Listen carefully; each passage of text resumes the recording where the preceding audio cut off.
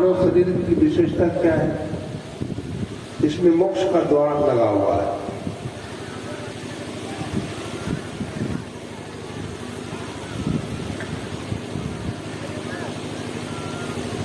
ये मोक्ष का द्वार और किसी योनि में नहीं है, ये मात्र मानव के शरीर में ही है।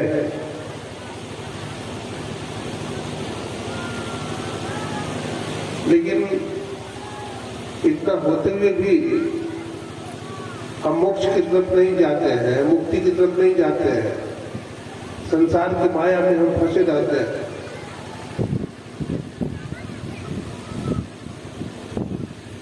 ये मानव के शरीर को जेल खाना कहा गया है।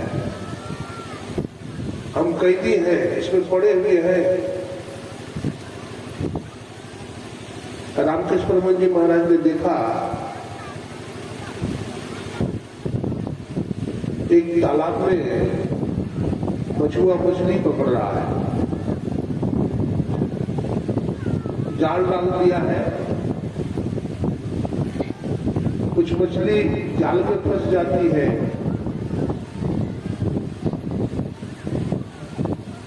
वो बिल्कुल अचेत है मछली, जाल में पड़ करके भी बहुत शांति में है।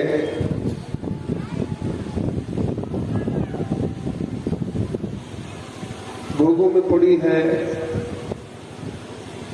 खाती है, मुताती है, ऐश करती है, कोई चिंता फिक्र नहीं है। दूसरी मछली वो है जो जाल को काट रही है, बहुत बेचैन है, जाल से निकलना चाहती है। लेकिन तीसरी प्रकार की मछली वो है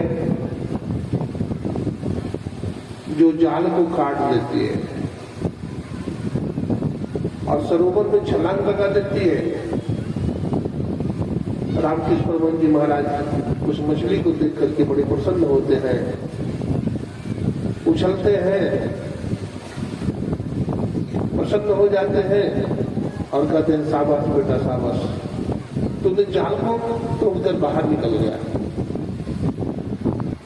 तो जाल को तोड़ने वाला कोई माँ का लाल होता है, कोई महापुरुष होते हैं।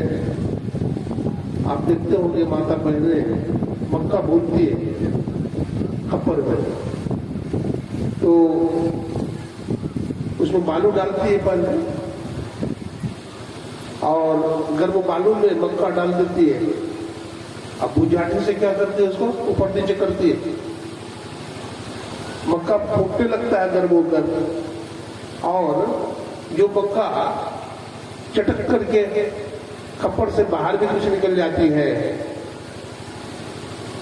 जो मक्का खप्पर के अंदर रह जाती है उसमें दाग हो जाता है, लेकिन जो चटक करके बाहर निकल जाती है उसमें दाग नहीं पड़ता, वो बेदाग बच जाते हैं।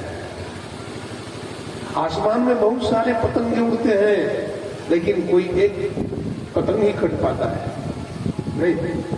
ठीक उसी प्रकार से मुक्ति के लिए संसार में बहुत लोग प्रयास करते हैं लोग, लेकिन कोई संत महापुरुष ही मुक्ति को प्राप्त कर पाते हैं।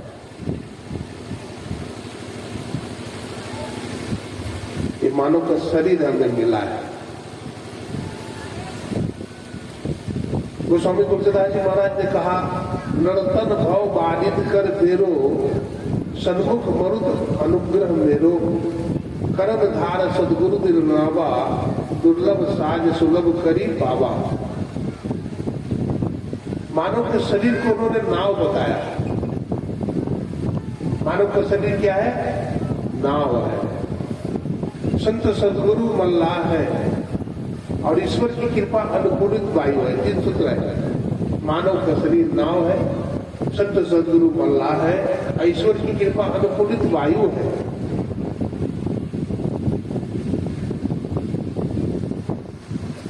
जो न तरह भव सागर नर समाज असपाय, सो निंदक मंदमती आत्म हन गति जाए। इतना साधन मिल जाने के बाद भी अगर कोई भवसागर को पार नहीं करता है तो गोस्वामी तुलसीदास जी जो कहते हैं मंदमती है, आत्मघाती है वो। आत्मघाती किसको बोलते हैं? कुछ लोग विष खाकर मर जाते हैं, कुछ लोग फांसी लगाकर मर जाते हैं, कुछ लोग बस या ट्रेन में कटकर मर जाते हैं, उसको आत्मघाती बोलते हैं। और आत्मघाती की बड़ी बुरी हाल होती है। वो क्या बनता है? प्रेत जोनी में चला जाता है, भूत जोनी में चला जाता है, बहुत कष्ट पाता है। गांव घर में देखते हैं किसी को भूत पकड़ लेता है, बोलते हैं भूत पकड़ लिया है, प्रेत पकड़ लिया है।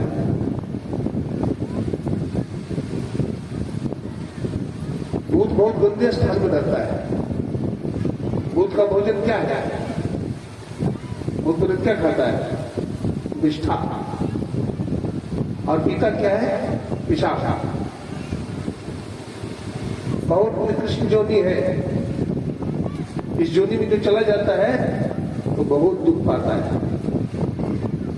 संत कबीर साहब कहते हैं, दीवाने मन भजन बिना दुख पई हो। अरे दीवाने मन भजन बिना बहुत दुख पाओगे। पहला जन्म भूत का पई हो, 7 जन्म पछतई हो, काटे पतले पानी पई हो, प्यासा नहीं मर गई हो। दीवाने मन भजन बिना दुख पई हो। भजन के बिना बहुत दुख पाओगे। स्वामी रामतीर्थ जी महाराज ने जापान में कहा था, we are fortunate that we have found the way of salvation. हम बड़े भाग्यशाली हैं कि परमात्मा ने मानव को शरीर दिया।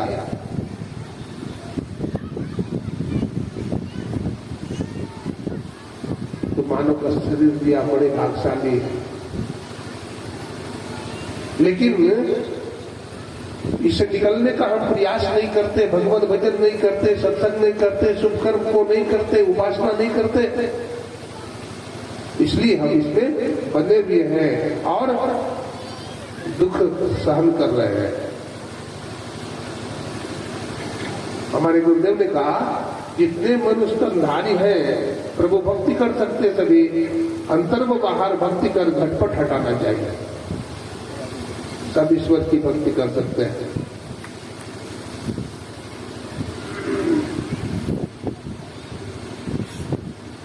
मनुष्य किन बंधन में बंधा हुआ है? भगवान श्री कृष्ण छोटे हैं, माता यशोदा उनको बांधना चाह रही है, क्योंकि भगवान श्री कृष्ण बार बार गोपियों के माखन को चुराते हैं। गोपियां उलाहना देती है यशोदा को, रे यशोदा, तो अपने लाला को समझाती नहीं, देख हमारा सारा माखन को लूट के खा जाता है। माता यशोदा को उलाहना अच्छी नहीं लगती है। माता यशोदा को गुस्सा आ जाती है, क्रोध आता है और गोपियों से कहती है, सुनो गोपियां, रस्सी लाओ, आज मैं कन्हैया को बांधूंगी। माता यशोदा रस्सी लेकर के दौड़ती है, कन्हैया को बांधना चाहती है। रस्सी 2 अंगुल छोटी पड़ जाती है। कितनी छोटी पड़ती है? 2 अंगुल। जब रस्सी छोटी पड़ जाती है, बोलते और रस्सी लाओ। गोपियां रस्सी पर रस्सी ली जा रही है और 2 अंगुली छोटी पड़ जाती है। यशोदा जीव है, श्री कृष्ण ब्रह्म है। जीव ईश्वर को बांधना चाहता है, लेकिन जीव के अंदर अहंता और ममता रूप विकार है। क्या है? अहंता, अहंकार और ममता। ममता दूर गई मेरे मन से। इन अहंता और ममता के बंधन में जीव बंधा हुआ है अनादिकाल से। 2 प्रकार की भक्ति होती है, महर्षि वेदव्यास जी कहते हैं, एक ऐश्वर्या भक्ति और दूसरी वात्सल्य भक्ति। ऐश्वर्या भक्ति क्या है? कि रस्सियां डोरियां ऐश्वर्या भक्ति है। भगवान श्री कृष्ण गोकुल में है, लीला कर रहे हैं। भगवान श्री कृष्ण कहते हैं, ए रस्सियां, ए डोरियां, यदि माता जसोदा हमें बांधना चाहती है तो बंध जाने दे। लेकिन ये रस्सियां भगवान की पत्नियां हैं। कोई भी धर्मपत्नी अपने पति का अपमान तो नहीं कर सकती, अपने पति को नहीं बांध सकती। इसलिए जो प्रकृति रूपी डोरियां है ये भगवान को नहीं बांध रही है। भगवान श्री कृष्ण कहते हैं ये गोकुल है, गोपियां, ये क्या है? गोकुल है, अगोकुल प्रेम प्रधान है। द्वारिका में तुम्हारा स्वागत है। द्वारका में क्या है? वात्सल्य भक्ति है, ऐश्वर्या भक्ति है। द्वारका में ऐश्वर्या भक्ति है, वहां तुम्हारा स्वागत करूंगा। लेकिन माता जसोदा यदि यहाँ मुझे बांधना चाहती है तो मुझे बंध जाने दे। और भगवान बंध जाते हैं, प्रेम के बंधन मुरारी बंध गए। भगवान कहते हैं योग और ज्ञान मुझे नहीं बांध सकता, लेकिन भक्ति मुझे बांध सकती है। लेकिन एक बात है, जब मैं बंध जाता हूं तो भक्त खुल जाता है। जब मैं बंध जाता हूं, भगवान इसलिए कहते हैं मैं अपनी भक्ति किसी को नहीं देता, ज्ञान दे देता हूं, योग दे देता हूं, लेकिन अपनी भक्ति किसी को नहीं देता। भगवान ने भक्ति किसको दिया जानते हैं? मनु और सतरूपा को दिया। भगवान बंध गए। दामा जी को भक्ति दिया तो भगवान बंध गए। श्री राधा जी को भक्ति दिया तो भगवान बंध गए। भगवान जब भी भक्ति प्रदान करते हैं तो भगवान को बंधना पड़ता है। तो हम भी अपने जो विकार है, अहंकार और ममता, पाखंड छल, इसको क्या करें? हटावे। हमारे गुरुदेव ने कहा पाखंड अरु अहंकार तजी, निष्कपट हो और दीन हो, सब कुछ समर्पण कर गुरु की सेव करनी चाहिए। ये पाखंड और अहंकार, इसका हम क्या करें? परित्याग करें। संसार का हर प्राणी, हर जीव आज अशांत और दुखी है। जीव क्या चाहता है? हम सदा के लिए सुखी हो जाए, हमारा दुख सदा के लिए मिट जाए। लेकिन ऐसा होता है क्या? ऐसा नहीं होता है। कुछ न कुछ दुख, कुछ न कुछ परेशानी हमारे जीवन में लगा ही रहता है। एक परेशानी दूर नहीं होती और दूसरी परेशानी आगे सामने खड़ी हो जाती है।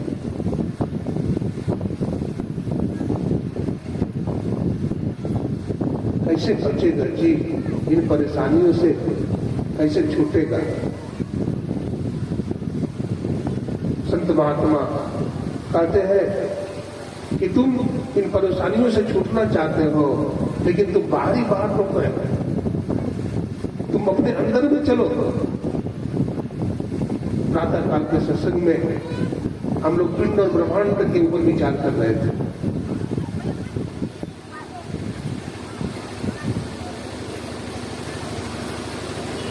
नौ द्वार को नवगछिया कहा गया है। इन 9 द्वारों में जीव पड़ा हुआ है। हमारे गुरुदेव ने कहा तन नव द्वारा हो रामा, अति ही मलिन हो ठामा, तजी चढ़ू दसम द्वारे सुख पावन भाई। 10वां द्वार में जानने की बात करते हैं। इसको शिवनेत्र कहा गया है, उसको आज्ञा चक्र भी कहा गया है। वहां जाने की बात करते हैं। हम लोग इस संसार में देखते हैं 2 चीज है, नाम और रूप। हम लोग नाम में फंसे हुए हैं और रूप में फंसे हैं। ये दोनों उपाधि, सभी नामों को छोड़ करके एक नाम को पकड़ने की बात करते हैं। जब हम लोग दीक्षा लेते हैं तो उसमें मंत्र जप बताया जाता है, उस मंत्र को जपने की बात करते हैं। फिर ध्यान करने की बात बताई जाती है, एक रूप का ध्यान कीजिए। लेकिन एक मंत्र का जप करने से और एक रूप का ध्यान करने से, हमारे गुरुदेव सत्संग योग के 4थे भाग में लिखते हैं कि अपने इष्ट के एक मंत्र का जप करने से, एक रूप का ध्यान करने से जो रूप प्रकट होता है वो परमात्मा का स्वरूप हरगिज नहीं हो सकता। परमात्मा का स्वरूप तो नादानुसंधान से ही प्रकट होता है। लेकिन नादानुसंधान क्रिया करने के पहले हमें रूप साधना करनी पड़ती है। जैसे मानस ध्यान करते हैं, किसी रूप का ध्यान करते हैं, अपने इष्ट का ध्यान करते हैं, कोई राम का ध्यान करते हैं, कोई कृष्ण का करते हैं, कोई दुर्गा का करते हैं, कोई काली का करते हैं। इसको रूप उपासना कहते हैं। हमारे वेद में रूप उपासना भी है, अरूप उपासना भी है। शालिग्राम की भी उपासना है, जिसको प्रतीक उपासना बोला गया है।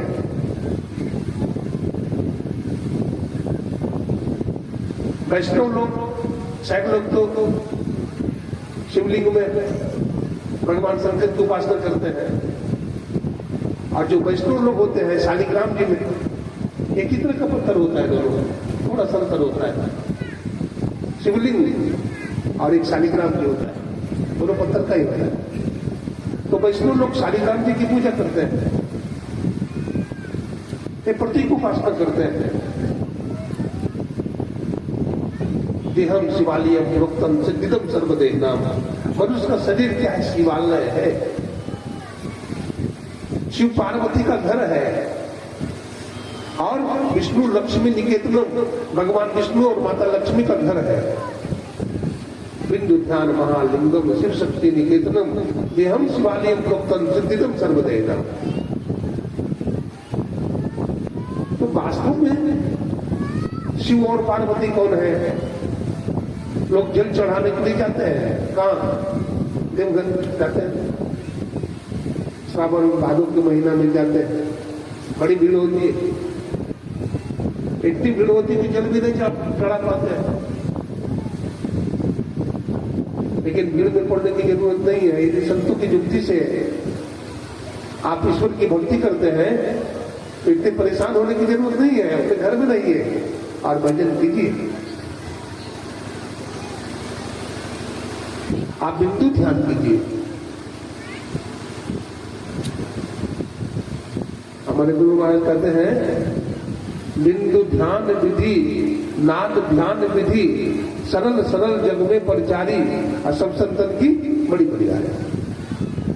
बिंदु ध्यान करने के लिए कहते हैं। तो बिंदु क्या है?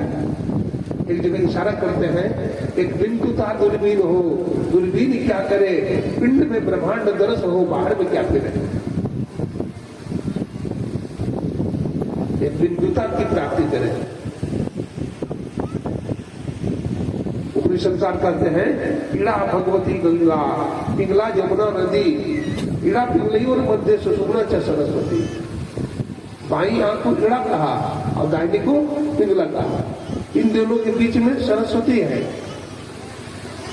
गंग जमुन जुगधार मदहि सरस्वती बही, पुटल मनुष्य के भाग गुरु को बनाही नहीं।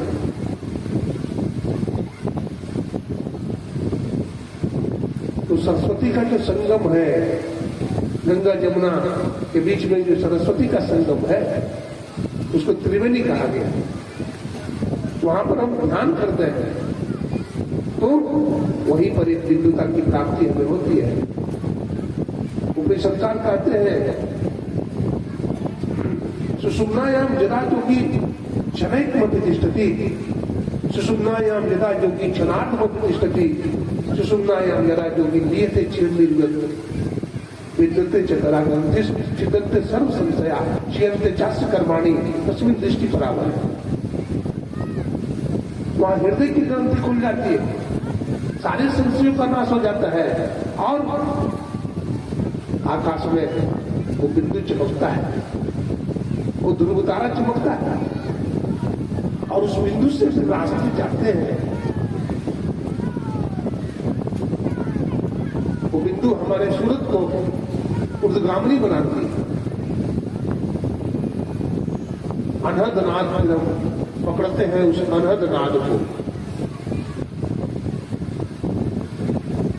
जब से अनहद घोर सुनी अनहद किसको बोलते हैं? न हद इति अनहद। जो साधक ध्यान करता है तो उसको शब्द सुनाई पड़ता है। अनेक किस्म का शब्द होता है अंदर में, जैसे बिजली का गर्जन होता है, पानी टकराता है, बांसुरी की आवाज है, सरनाई की आवाज है, दुदुम्बी की आवाज है, जलप्रपात की आवाज है, अग्नि की चिड़चिड़ाहट है। अग्नि आप दिया जलाते हैं तो चल की आवाज होती है। इसका मतलब प्रकाश में शब्द है। जिस साधक को प्रकाश मिल जाता है वहां शब्द भी होता है।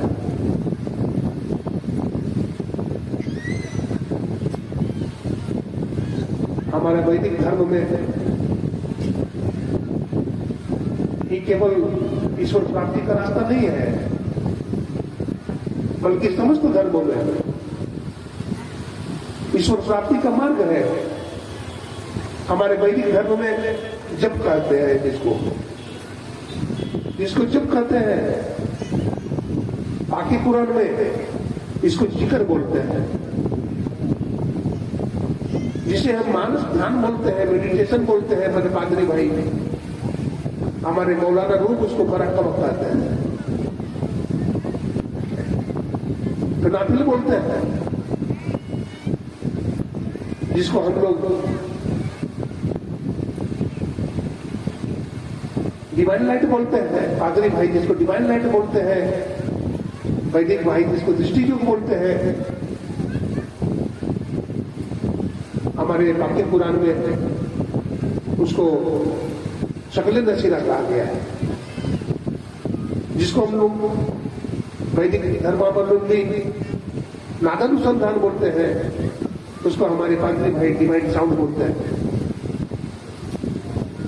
सेंट जॉन ने बाइबल के 6 पारा में लिखा है, the light of the body is the I, therefore when the your I single, your whole body will be full of light, but when your eyes are full, your whole body will be full of darkness. छठा चक्र का जो केंद्र बिंदु है, जिसको दृष्टि साधन कहा गया है, जिसको कि संत मत की साधना में बड़ा ही उच्च स्थान प्राप्त है,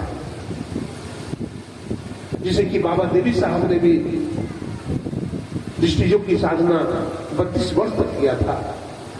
और हमारे गुरुदेव महर्षि मही परमहंस जी महाराज को भी कम से कम 10 साल करने की इजाजत दी थी।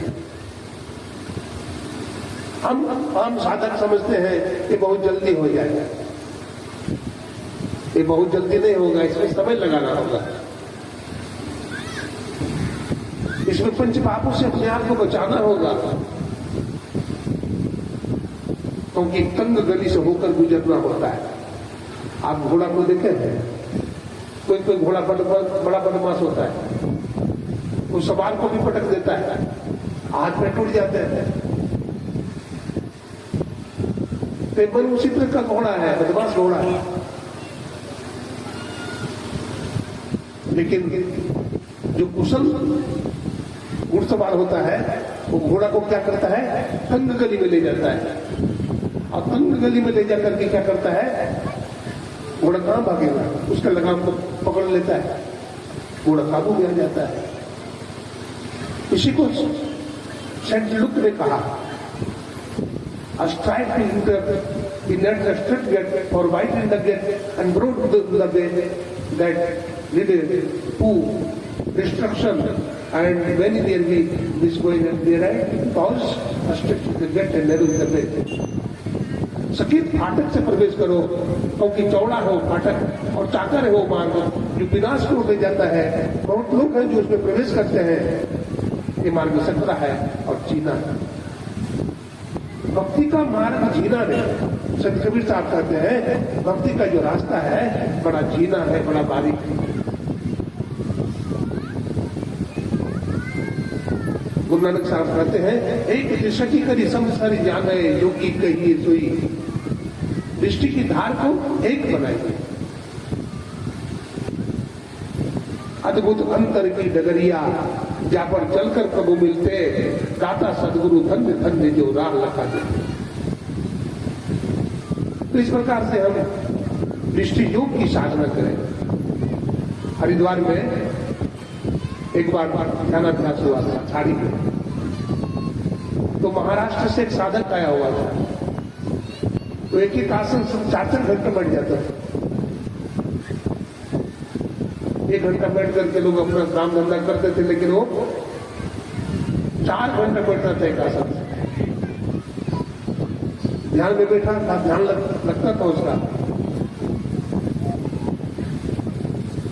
वॉलंटियर जो है, जो देख रेख करते थे, तो जो ध्यान के टाइम पे आप लोग बातचीत नहीं करिए, देखिए संत भक्त का सत्संग है, एकदम स्थिर होकर बैठिए, पहले ढीला ढाला मत बैठिए, सीधा होकर बैठिए। श्री सदगुरु महाराज की, हाँ, आप लोग अपने काम धंधा छोड़ करके आए हैं, अपने झोला में कुछ ले जाइए बांध करके गट्ठर में, हाँ, तब यहाँ आना सफल हुआ। मनोरंजन तो करते रहते हैं, संत भक्त का ज्ञान मनोरंजन का नहीं है, दिग्भंजन का है, इसलिए टाइट बैठ होकर बैठिए सीधा। कथा कहानी कहना होगा तो हम कह देते, लेकिन नहीं, ये दिग्भंजन का ज्ञान है। और आज पाठ भी ऐसा ही हुआ है। बोलिए प्रेम से श्री सदगुरु। हाँ, तो क्या सुन रहे थे? वो महाराष्ट्र का जो साधक था, ध्यान कर रहा था, और ध्यान करते करते डिवाइन लाइट को देखा, प्रकाश को देखा। तो प्रकाश जो हुआ ना, और तेज प्रकाश हुआ, उठकर भागने लगा। तो वॉलंटियर से कहा कि भाई आप क्या बात है, आप लाइट चलाते हैं, टॉर्च नहीं लाते हैं क्या? बोला नहीं बाबा, मैंने टॉर्च तो नहीं जलाया। बोला नहीं, आपने जलाई है। बोला मैंने नहीं जलाई, आपने जलाई है। बाबा जी फिर बैठ गए ध्यान में। थोड़ी देर के बाद फिर प्रकाश हुआ, फिर उठ के भागने लगा। बोला आप लोग मजाक करते हैं क्या? बोला नहीं बाबा। एक दूसरा तीसरा आदमी ने कहा कि नहीं बाबा, इन्होंने लाइट नहीं जलाया है। तो महात्मा जी समझ गए कि अंदर का प्रकाश है, ये सदगुरु की कृपा है। अंदर का प्रकाश आपको, अंदर में प्रकाश होगा। अंतर की अंतिमता में गुरु है, मन पता पाता नहीं, नैनों के दिल में ज्योति उनकी, नजर में आता नहीं। दृष्टि की धार को एक कीजिए। अरे देवी देवता आपको चावल डुलावेंगे, आप देवी देवता के पीछे दौड़ते हैं, दौड़ते रह जाइएगा। आप प्रकाश का दर्शन नहीं कर पाएंगे, आपकी आंख में जाले लग जाएंगे। आप प्रकाश की प्राप्ति करें। आपको दीपो भव, भगवान बुद्ध कहते हैं। आप अपने दीपक को जलाइए। आप सोए हुए हैं, आप उस दीपक को जलाइए। संत कबीर साहब कहते हैं, अपने घट दिया न बारूदे, अपने घट में दिया जलाइए। आपका दिया बुझा हुआ है, जलता हुआ दिया, बुझा हुआ दिया को जलाता है। बुझा हुआ दिया, बुझा दिए हुआ दिया को जलाएगा नहीं, जलाएगा। जो साधक है, जो ध्यान साधन करता है, वो सोया हुआ आदमी को जगा देगा। नाम का तेल, नाम रूपी क्या है? तेल है। और आगे कहते हैं सूरत कई बाती, सूरत रूपी भक्ति है। ब्रह्म अगिन उद्गारू रे, ब्रह्माग्नि प्रकट कीजिए। अब ब्रह्माग्नि प्रकट करेंगे, यानी दिल्ली जलाएंगे, कीर्तन करेंगे, माचिस के खोल पर रगड़ेंगे तो क्या होगा? अग्नि प्रज्वलित होगी। जगमग ज्योति निहारू मंदिर में, तनमन धन सब मारू रे। झूठी जात जगत की आशा बारंबार विसारू रे, अपने घर दिया न मारू रे। इस तरह से आप अपने अंदर दिया जलाइए, दृष्टि साधन कीजिए, और उसके बाद फिर नादानुसंधान। अनंत नाद पकड़ते छोड़ते एक शब्द रह जाएगा जिसको सात शब्द कहते हैं। कबीर साहब उसी शब्द के लिए कहते हैं साधो शब्द साधना कीजिए, यही शब्द से प्रकट भरे सब सोई शब्द कह लीजिए, साधो शब्द साधना कीजिए। शब्द खोज मन बस करे, सहज जोग है ये है, सत्य शब्द की विसार है, यह तो झूठी देखिए। फिर उस शब्द को पकड़ लीजिए, वो शब्द जो है आपको आपकी सूरत को खींच करके निशब्द में ले जाएगा और निशब्दम परम पदम, वो परम पद में जाकर के स्थिर कर देगा, जहां जाकर जन्मना मरना समाप्त हो जाएगा। ये मानव का जीवन इसी कार्य को करने के लिए मिला है।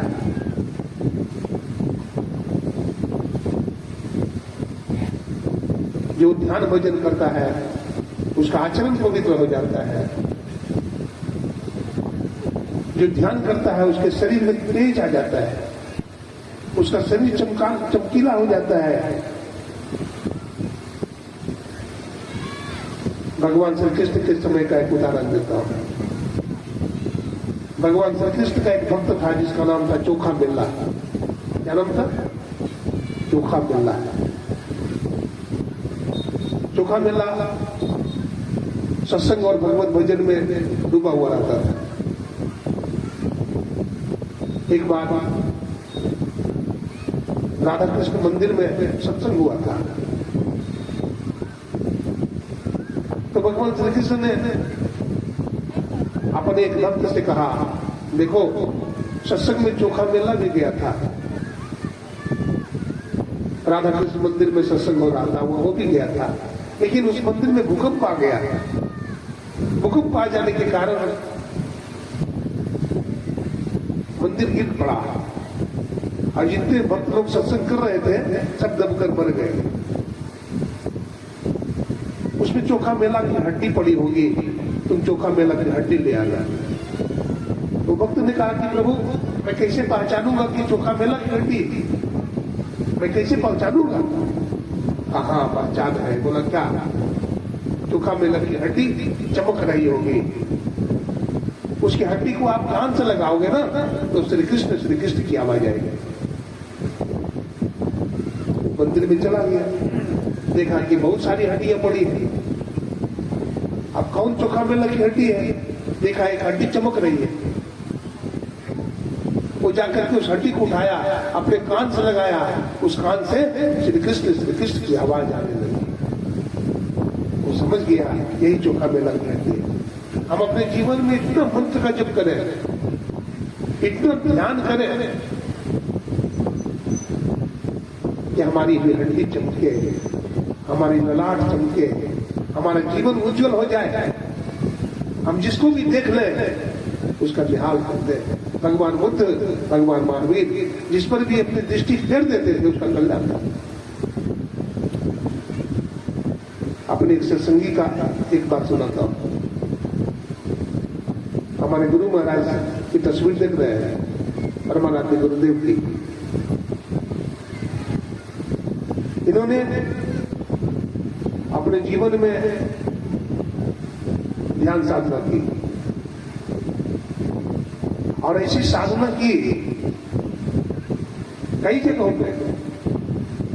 राजगिरी भी गए थे गुरु महाराज, वृद्धकूट पर्वत है, वहां भी गुफा है, वहां भी ध्यान किए, लेकिन पूरी सफलता नहीं मिली। पानी के अभाव के कारण गुरुदेव वहां ज्यादा समय तक नहीं रख पाए। शिकलीगढ़ धरहर गए, वहां कुआं खोद करके गुरु महाराज ने ध्यान किया, वहां भी पूरी सफलता नहीं मिली। तो गुरुदेव कहां चले आए? कुप्पा घाट में 18 महीने की ध्यान साधना की गुरुदेव। शरीर जीर्ण हो गया गुरु महाराज का, लेकिन उनकी साधना वहां पूरी हुई। एक सत्संगी थे जिनको एक ही बेटा था, उसकी आंख खराब हो गई थी। डॉक्टर ने ऑपरेशन किया, ऑपरेशन सक्सेस नहीं हुआ, तो डॉक्टर ने दोबारा ऑपरेशन किया, दोबारा ऑपरेशन हुआ, लेकिन डॉक्टर ने चेतावनी दिया कि अगर ऑपरेशन होगा तो फिर आपका बेटा सदा के लिए अंधा हो जाएगा। इकलौता बेटा था, घबरा गया वो डॉक्टर की बात सुन करके, सीधे कुप्पा घाट चला गया। गुरु महाराज विराजमान थे, ये जाकर के जोर जोर से रोने लगा और गुरु महाराज के श्री चरणों पर वैसे गिर जाता है जिसे लाठी गिर जाता है। गुरु महाराज के श्री चरणों पर गिर गया। गुरु महाराज ने कहा, बेटा क्यों रोते हो, क्या बात है? बोला, गुरुदेव हमको एक ही बेटा है, उसके आंख की ऑपरेशन हुई, 3 बार ऑपरेशन हो चुका है। डॉक्टर बोला कि चौथी बार ऑपरेशन होगा तो आपका बेटा सदा के लिए अंधा रह जाएगा, इसलिए आप कृपा करें। गुरु महाराज ने कहा, संजीवी जी, हमारी अलमारी में गाय की घी पड़ी है, थोड़ा सा घी निकाल करके दूसरी शीशी में दे दो। एक दूसरी शीशी में थोड़ी घी निकाल करके दे दिया। गुरु महाराज ने कहा, सुबह शाम लगाना इसे। सुबह शाम उसको लगाने लगा। 8 दिन लगाया होगा, दोनों आंख में रोशनी आ गई और बिना चश्मा का पढ़ने लग गया। देखिए, इन्होंने अपने जीवन में ध्यान साधना किया,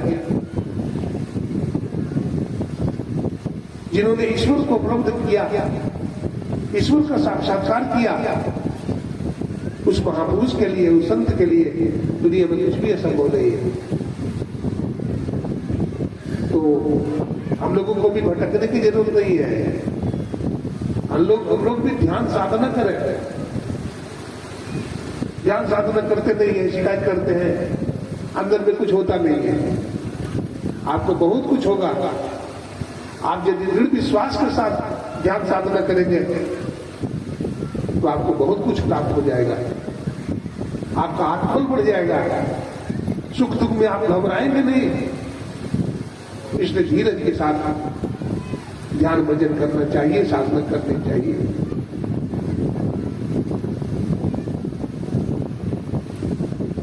हमारे गुरु महाराज ने कहा, ध्यानाभ्यास करो नित्य, वही में ही नीचे हित, आते ही प्रसन्न चित्त, आसना उपासना नित्य कीजिए।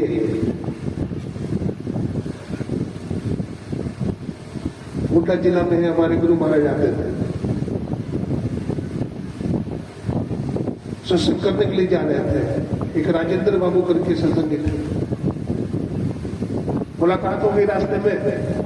गुरु महाराज ने कहा, गुरु महाराज से पूछा उन्होंने, गुरुदेव कहाँ जा रहे हैं? तो मैं सत्संग करने जा रहा हूं, तो आप भी चलिए।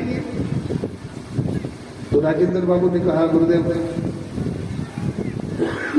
धनघटनी का समय है, फुर्सत नहीं है, आप तो महात्मा हैं, हम तो गृहस्थ हैं, हमको बहुत सारा काम धंधा करना पड़ता है। गुरु महाराज ने कहा, आज भर चलिए। तो उन्होंने कहा, सत्संग से क्या मिलेगा? तो गुरु महाराज ने कहा कि राजेंद्र बाबू, ये भी कोई पूछने की बात है कि सत्संग से क्या मिलेगा? सत्संग से क्या नहीं मिलेगा ही बोलिए आप। सुनिए, सत्संग करने से पापात्मा पुण्यात्मा हो जाता है, पुण्यात्मा धर्मात्मा हो जाता है, धर्मात्मा महात्मा हो जाता है और महात्मा परमात्मा हो जाता है। आप कहते हैं सत्संग करने से क्या होता है? सत्संग करने से सब कुछ मिल जाता है। तो गुरु महाराज इस तरह से संत मत का प्रचार किया। हमारे गुरु महाराज को बाबा साहब मिले, बाबा देवी साहब। खोजत खोजत सतगुरु भिंडी गेला, शहर मुरादाबाद। बाबा साहब ने गुरु महाराज को ध्यान साधना बताया। गुरु महाराज ने लगन के साथ ध्यान साधना की और देखिए गुरु महाराज संत हो गए। आज गुरु महाराज की तस्वीर मैं समझता हूं, चाहे बिहार हो चाहे झारखंड हो, अन्य स्टेटों में भी गुरु महाराज की तस्वीर लगी। 5 सितंबर 2019 को मैं यूएई गया था, आइलैंड वगैरह, मॉरिशस, उन स्थानों में भी मैंने गुरु महाराज की तस्वीर दिखाई हुई। गुरु महाराज का जो मैगजीन है शांति संदेश पत्रिका दिखाया, गुरु महाराज के सत्संग जो और गुरु महाराज का कई संस्मरण भी सुनाया। उन्होंने कहा कि आपके गुरु महाराज की लिखी हुई सबसे महत्वपूर्ण पुस्तक कौन सी है? मैंने कहा बहुत सारे, तो हमारे गुरु महाराज की लिखी हुई सब पुस्तक महत्वपूर्ण है। बोले नहीं, सबसे महत्वपूर्ण पुस्तक कौन है? मैंने कहा कि सब पुस्तक महत्वपूर्ण है। बोला नहीं, सबसे महत्वपूर्ण पुस्तक कौन है? मैंने कहा सबसे महत्वपूर्ण पुस्तक तो जो हमको लगा वो सत्संग योग है। बोला और? बोला सत्संग सुधा है,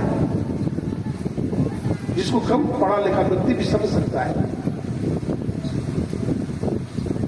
आप सत्संग सुधा पढ़िए और आपको गुरु महाराज की लिखी हुई पुस्तक है सत्संग सुधा सागर, उसको पढ़िए, रोज पढ़िए। मुझे पूर्ण विश्वास है कि अगर इस पुस्तक को रोज पढ़िएगा आप, तो आपको इतना ज्ञान हो जाएगा कि दुनिया में कोई आपको हिला नहीं सकता है। आप ध्यान साधना में भी आगे बढ़ेंगे, आपको सदगुरु में विश्वास हो जाएगा, आपको इधर उधर भटकने की जरूरत नहीं पड़ेगी। इसलिए लगन के साथ आप त्रिकाल संध्या कीजिए, ब्रह्ममुहूर्त के समय में जागिए तो ध्यान कीजिए। आप उस समय आलस और गुनामन सताते हैं, लेकिन आप आलस और गुनामन का परित्याग करके अपने पवित्र आसन पर बैठिए और ध्यानाभ्यास कीजिए। आपका मन नहीं लगता है तो भी आप ध्यानाभ्यास कीजिए। आपका मन लगते लगते तो लग जाएगा और ऐसा लगेगा आपका मन, आपके जीवन में वैराग्य भी हो जाएगा। मैं पूरे विश्वास के साथ कहता हूं, जो बढ़िया से ध्यान करते हैं, सत्संग करते हैं, स्तुति विनती करते हैं, सदाचारी जीवन बिताते हैं, उनके जीवन में वैराग्य हो जाता है। उनको घर परिवार में मन नहीं लगता है। उनको जब देखिए तो सत्संग में बैठे हैं, ध्यानाभ्यास में चले गए हैं, उनको घर में मन नहीं लगता है। आपको वैराग्य हो जाएगा। हमारे गुरु महाराज का जो सिद्धांत है, हमारे गुरु महाराज ने बताया क्या? कभी आपने विचार किया? समाधि पर बड़ा जोड़ दिया गुरु महाराज। गुरु महाराज का एक पद है, पार गमन ही सार भगति है, लोहिया ही में धार, यही मानुष थे समैया में, करो परमेश्वर में प्यार। तो पार गमन क्या है? शरीर के भीतर भी शरीर है। कोई अन्य संप्रदाय में आप जाइए, इस तरह का ज्ञान आपको नहीं मिलेगा। कोई भी संप्रदाय में जाइए, इस तरह का ज्ञान नहीं मिलेगा। अनेक तरह की मूर्ति पूजा, अनेक तरह की उपासना, अनेक तरह के बवंडर मिलेंगे आपको, लेकिन सबका ईश्वर एक है और उनको प्राप्त करने का रास्ता अपने अंदर में है। ऐसा ज्ञान तो महर्षि में ही ब्रह्मज्ञ महाराज का। संत कबीर साहब की वाणी हम पढ़ेंगे तो संत कबीर साहब ने भी बुद्धि को खोला है। गुरुदेव की पुस्तक है महर्षि में ही सुधा सागर, और महर्षि संत जी महाराज की लिखी हुई किताब है ज्ञान गंगा, और गंगा जी सागर में मिलते हैं। जो गुरु महाराज का प्रवचन पढ़ने से हमारी समझ में नहीं आती थी, तो फिर महर्षि संत जी महाराज का ज्ञान गंगा पढ़ लेता था, उनकी किताब पढ़ लेता था, तो गुरु महाराज की वाणी भी समझ में आ जाती थी। तो हमको ऐसा लगता था कि महर्षि में ही परमहंस जी महाराज अगर ताला है तो महर्षि संत जी महाराज कुंजी है, महर्षि संत जी महाराज कुंजी। इसलिए गुरु महाराज ने उनको मस्तिष्क कहा, और हमारे साईं स्वामी जी महाराज को उन्होंने कहा हृदय। तो इस तरह से क्यों कहा? उनका ज्ञान था, उनका ध्यान था, उनका सदाचरण था। उन्होंने अपने जीवन को ऐसा बनाया। हम भी अपने जीवन को ऐसा बनाएंगे, हमारा जीवन भी महान बन जाएगा। इसलिए बाहर में भटकना छोड़े, गुरु महाराज को जब ज्ञान है उसको धारण करें, करत करत अभ्यास के जड़मध्य हो तो सुजान और असरी आवत जाते शिल्पे पड़त निशान। हम अभ्यास करें,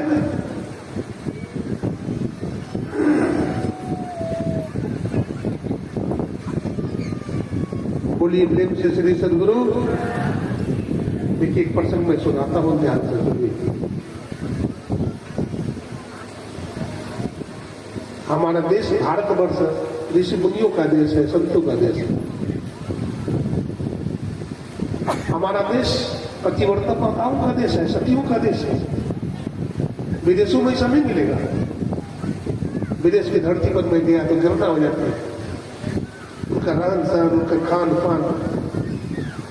आइलैंड में मैंने देखा 5 स्टार होटल है, होटलों में इतनी प्रकार की मछलियां हैं, कनिष्ठ है, बड़ी बड़ी मछलियां हैं, सांप है।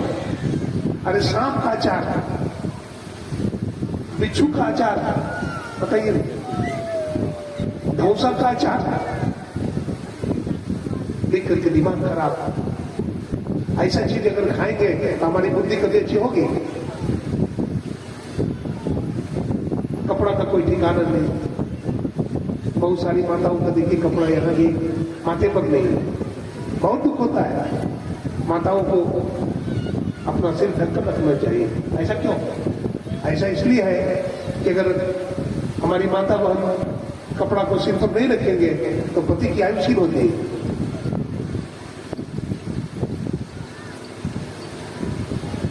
विदेशों में कोई धर्म कर्म नहीं है, वहां डाटलिंग बोलते हैं। लेकिन हमारे भारत में माता शब्द का प्रयोग करते हैं। मातृदेवो भव, पितृदेवो भव, गुरुदेवो भव, ऐसा धर्म सनातन। तो हमारा देश महान है, हमारी संस्कृति महान है।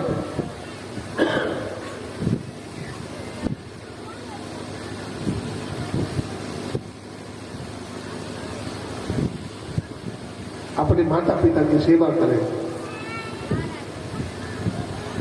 आज माता पिता की सेवा नहीं है। माता पिता पढ़ाते हैं, लिखाते हैं, शादी कर देते हैं और माता पिता को भूल जाते हैं।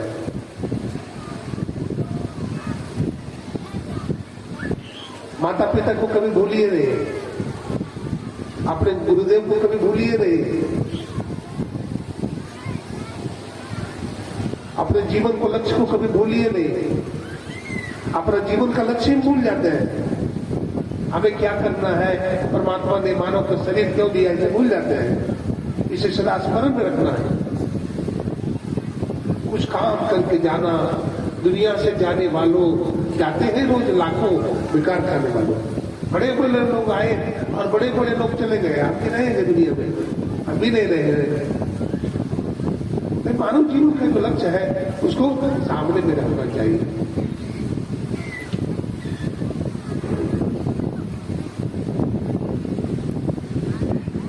स्वामी विवेकानंद जी महाराज जब अमेरिका में गए, उनका व्याख्यान हुआ। महर्षि अरविंद का नाम सुने होंगे। महर्षि अरविंद भी अमेरिका गए, कई देशों का भ्रमण किया। वहां का अंग्रेज आया था, कई देशों की यात्रा करते हुए इंडिया आया था योगियों से मिलने के लिए। भारत योगियों का देश है, लेकिन परेशान हो गया, कहीं मिले नहीं योगी। तो जंगल में गया, जंगल में खोजने लगा। तो जंगल में भी खोजते खोजते थक गया बेचारा। तो अंग्रेज बोल रहा था अपनी भाषा में, darling there are no any saint. Bharat में भी कोई संत नहीं है, मेरा आना बेकार हो गया। इतने में पहाड़ की गुफा में महर्षि अरविंद ध्यानस्थ। वो ध्यान कर रहे थे, उनकी तस्वीर बाहर में चमकने लगी इस तरह से, और आकाशवाणी हुई, भारत जोगियों से खाली नहीं है, तुम मंदिर में आओ, तुम्हारे क्या जिज्ञासा है पूछो। उस प्रकाश के सहारे वो अंदर चला गया। अंदर में जाकर देखता है दिव्य रूप में योगी बैठे हुए हैं महर्षि अरविंद। जाकर प्रणाम करता है। वो बोलता है, स्वामी जी आपका दर्शन पाकर मैं धन्य हो गया। बोला, यहाँ किस लिए आए हो? बोलो, क्या जिज्ञासा है? बोला, जिज्ञासा तो हमारी बहुत सारी थी, लेकिन जैसे जैसे आपके पास में आया वैसे वैसे हमारी सारी इच्छाएं समाप्त हो गई। हमारे पास कोई इच्छा नहीं रही। इसका कारण क्या है? महर्षि अरविंद ने कहा, हमारी कोई इच्छा नहीं है, इसलिए तुम्हारी भी इच्छा हमारे पास आते ही समाप्त। इच्छा ही दुख का कारण है। भगवान बुद्ध का फिलॉसफी है, संसार में दुख है, दुख का कारण तृष्णा है, और तृष्णा को मारने से जीवन के सब दुख समाप्त हो जाते हैं। इसलिए हम भी अपने तृष्णा को, अपने दुख को समाप्त करें, साधन भजन करें और अपने जीवन को धन्य कर लें। करने की बहुत बात है। मैं गुरु महाराज के श्री चरणों में नमन करता हूँ और अपने वाणी को ही विराम देता हूँ। बोलिए प्रेम से श्री सद्गुरु महाराज की जय।